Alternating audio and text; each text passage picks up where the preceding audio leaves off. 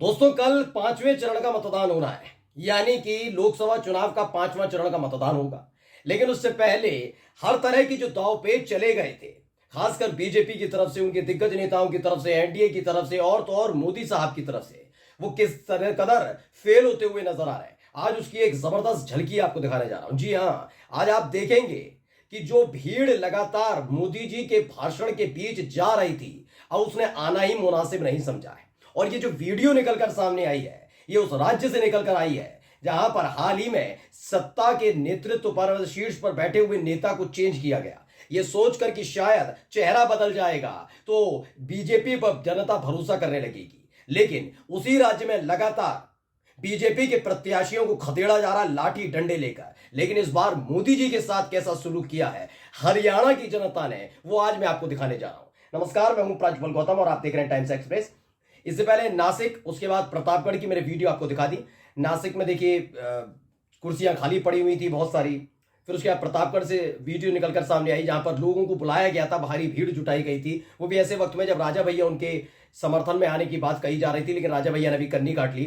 प्रतापगढ़ में माहौल बनाने की कोशिश की गई, लेकिन जो भीड़ आई थी वहां पर, वो भीड़ मोदी जी के भाषण के बीच ही जाती हुई नजर आई थी। लेकिन आज मैं हरियाणा की तस्वीर दिखाना चाह रहा हूं, क्योंकि लगातार सवाल उठ रहा था कि जो सुलूक पंजाब और हरियाणा में बीजेपी के प्रत्याशियों के साथ किया जा रहा है, इसे देखकर एक भी रैली हरियाणा या पंजाब में बीजेपी के शीर्ष स्तर पर बैठे हुए नेता नहीं कर रहे, जिसमें मोदी है शाही पहुंच नहीं रहे। ऐसे में हिम्मत करके मोदी जी हरियाणा पहुंचे थे।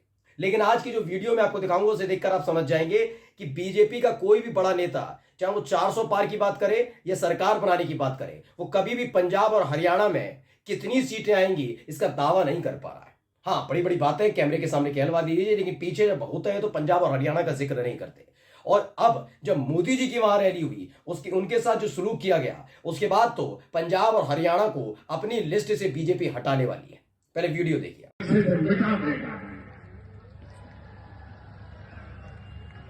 जब तक मोदी है, इंडिया गाड़ी वालों की सारी साजिशें नाकाम हो करता रहेगा। साथियों, कांग्रेस शासन की एक और पहचान है आतंकवादियों को खुली छोड़। हम कैसे भूल सकते हैं वो समय। तो देखिए, मोदी जी का भाषण चल रहा है। आवाज तो आपने सुन ली होगी, जानी पहचानी आवाज है। 10 सालों से आपने इसे टीवी पर, संसद में, रेडियो पर, हर जगह सुन लिया होगा। तो ऐसे में जब आपने सुन ही लिया तो आवाज पहचान गए होंगे। बड़ी बड़ी बातें हो रही हैं, मंच से क्या कुछ कहा जा रहा है। हर एक पार्टी का नेता जो बोलता है वैसे ही मोदी जी बोल रहे हैं, लेकिन मोदी जी ज्यादा बोल जाते हैं, वो एक अलग मुद्दा है। लेकिन इन सब के बीच हरियाणा के अंदर, जहां पर सिर्फ मोदी जी की नींद में खलल न पड़े, इसीलिए पंजाब से आने वाले किसानों को इसी हरियाणा बॉर्डर पर रोक लिया गया था, पंजाब हरियाणा बॉर्डर पर।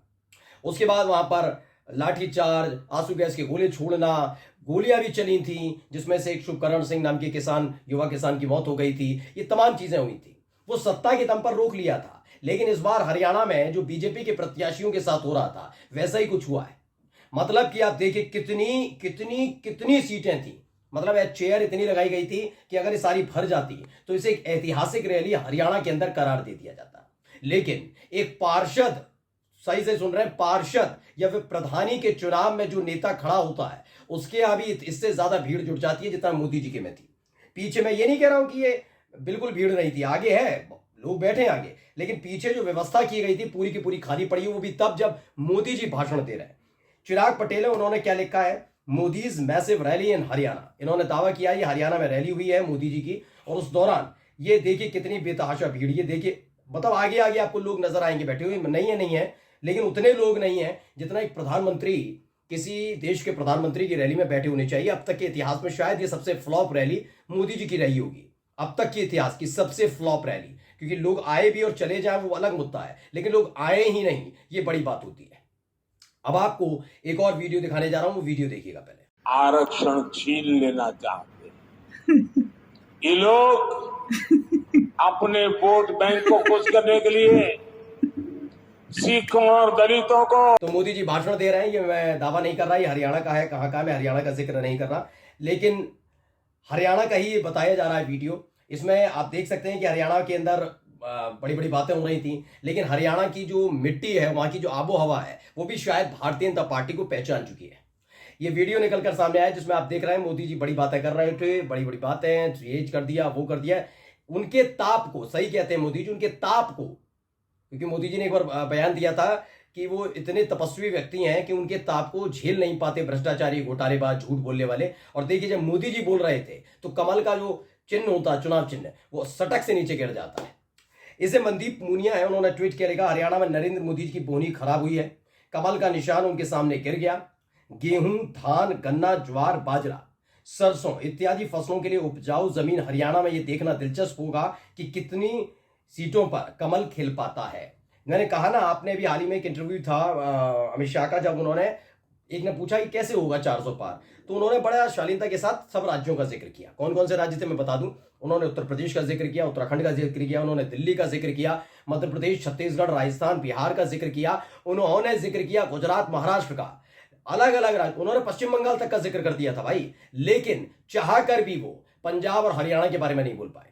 उन्होंने नहीं बोला कि पंजाब और हरियाणा में उनकी पार्टी की कितनी सीटें आने जा रही हैं। यानी खुद भी जो तथाकथित चाणक्य हैं बीजेपी के, वो समझ रहे हैं कि पंजाब तो पंजाब, हरियाणा में भी हमारी ही हरकतों ने, यानी बीजेपी की खुद की हरकतों ने, मोदी सरकार की हरकतों ने ऐसे हालात पैदा कर दिए हैं कि बीजेपी के लिए सब ठीक ठाक नहीं है। जो कल तलक स्थिति पिछले किसान आंदोलन के दौरान पंजाब में बनी हुई थी, वो इस बार हरियाणा में बन गई है।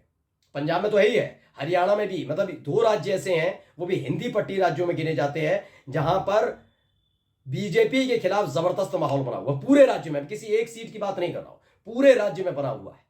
पंजाब की अलग अलग तस्वीरें मैं, मेरे चैनल के सहयोगी अलग अलग आपको दिखा रहे हैं कि कैसे खदेड़े जा रहे हैं इनके प्रत्याशी। लेकिन किसी ने सोचा नहीं था कि अगर मोदी जी वहां पहुंचेंगे तो इस तरह के हालात पैदा होंगे। और देखिए, मोदी जी जाते हैं, भीड़ आती नहीं है, जितनी भीड़ है उनको कहानियां सुना रहे होते हैं, वहीं पर कमल का निशान, जो चुनाव चिन्ह है, वो पलट कर गिर जाता है। बड़ा हास्यास्पद स्थिति वहां पर देखने को मिली।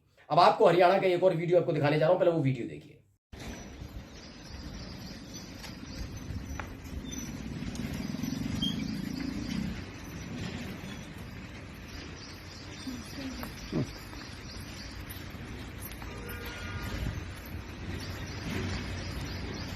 तो देखिए, बड़े बड़े बोर्ड्स वहां पे लगे हैं, कृपया करके बीजेपी और जेजेपी वाले हमारे यहां वोट मांगने ना आए।